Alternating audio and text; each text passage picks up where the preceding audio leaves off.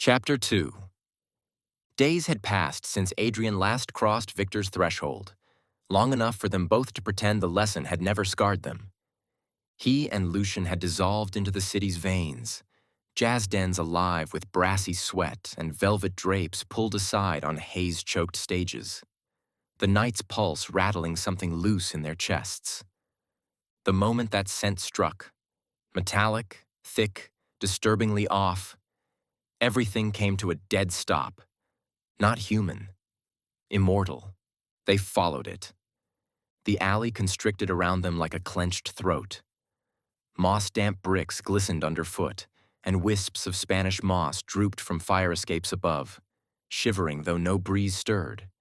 A lone street lamp at the far end sputtered like a dying star, its weak glow stretching long, crawling shadows. Even the city's heartbeat felt muted here, as if the night itself held its breath. Then came a hiss, and the wet, unmistakable rip of flesh tearing. A tall figure stumbled into view, regal even in panic, the proud planes of his face rendered frantic by terror. The first strike landed with a sickening precision.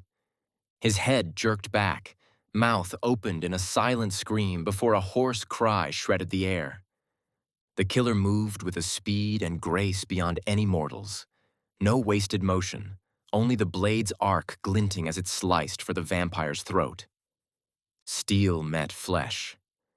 The vampire convulsed, his hold faltering, blood erupting in a crimson arc that spattered the walls like a warped signature. He tried to back away, but the figure was already upon him. One hand clamped around his neck, pinning him as surely as iron to stone.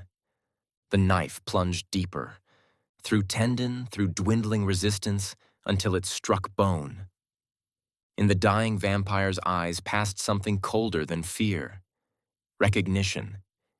He knew his killer. Fingers scrabbled at the attacker's arm, but the grip was unyielding.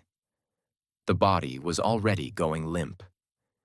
With a guttural snarl, the attacker wrenched the blade free and plunged his hand into the chest cavity, groping until the black and blue organ gave way with a moist pop. The heart came free, still twitching. The vampire crumpled to the hard-packed ground, like a marionette whose strings had been severed. Blood pooled around him, warm and iridescent, haloing the broken form in a grotesque benediction. A trembling hand reached out for nothing. Then, silence. The killer stood motionless amid the dark, watching,